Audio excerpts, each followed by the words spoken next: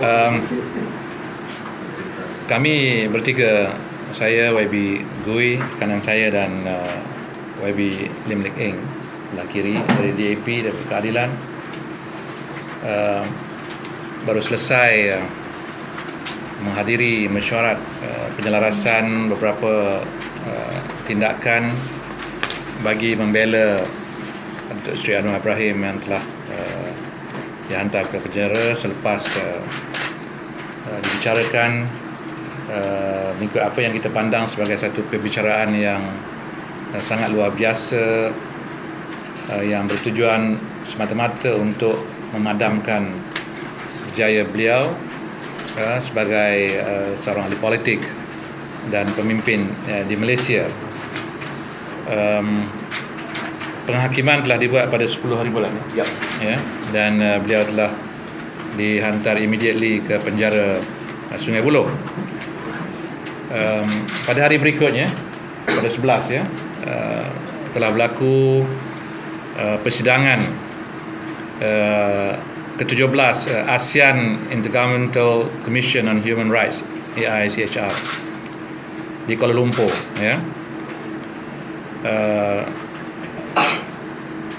I just might as well read it out, which is only a day after UMNO's dastardly and relentlessly act to politically persecute Anwar Ibrahim for 16 years came to a successful conclusion for them, an act which has received international condemnation. So this AICHR meeting came out just a day after the court case. Even more astonishing was the fact that the main prosecutor pursuing the government's case against Anwar in the recent appeal proceeding is now the chairman of AICHR, and you know who he is, as Malaysia assumes the chair of ASEAN this year. This committee, AICHR, the chairman will be the representative of the country that chairs ASEAN. Malaysia is now the chairman of ASEAN. So the chairman of this committee would come from Malaysia, and it is a well-known fact that Muhammad Shafee Abdullah has very close relations with and is an advisor to the ruling party.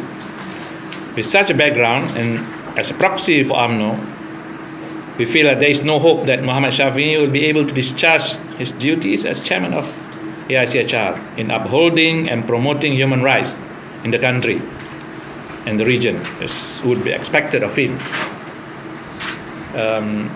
He has been representing Malaysia in this committee even before Malaysia assumed the chairmanship of ASEAN. So now, with Malaysia as chairman of ASEAN, is automatically the chairman of this commission.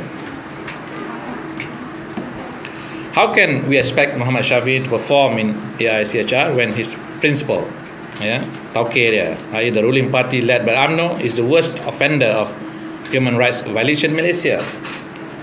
More so when after 58 years of independence, our government have shied away from signing key UN human rights conventions such as the UN Convention on Civil and Political Rights. With our government's appalling record in upholding human rights and human dignity in the country, we have zero expectation that Muhammad Shafee will perform. We are very strong on that. Under the prevailing oppressive atmosphere in Malaysia, it would be delusional to pin our hopes on Shafee in standing up to and criticizing Najib Razak's U-turn in abolishing the Sedition Act, or challenge the crackdown on opposition politicians, students, activists, journalists, teachers, and many who have either been charged or threatened and intimidated the use of the Sedition Act in recent months and recent days. Apart from the ruling party's relentless persecution of Anwar and suppressing human rights and freedom of expression in the country, Muhammad Shafee's own conduct in making personal attacks against Anwar in newspaper interviews after the federal court's verdict, and his threat to call for Dato' Ambiga to be charged with contempt of court have all drawn serious public criticisms of Shafee's professional conduct and ethics. Malaysia deserves an independent, non-partisan human rights defender to chair the AICHR. Malaysians demand that Shafee step down immediately, so that he will not embarrass the country. His position there will not embarrass the country. But the government should take steps to replace Shafee as the chairman of AICHR. Why this issue is being brought out? Because it is very relevant. Human rights is an issue anywhere in the world, and we need somebody, an advocate of human rights, to chair a committee with such importance. Putting Shafee there will only, bring disrepute to the organization, to the commission, and before he can perform, I think it is right for the government to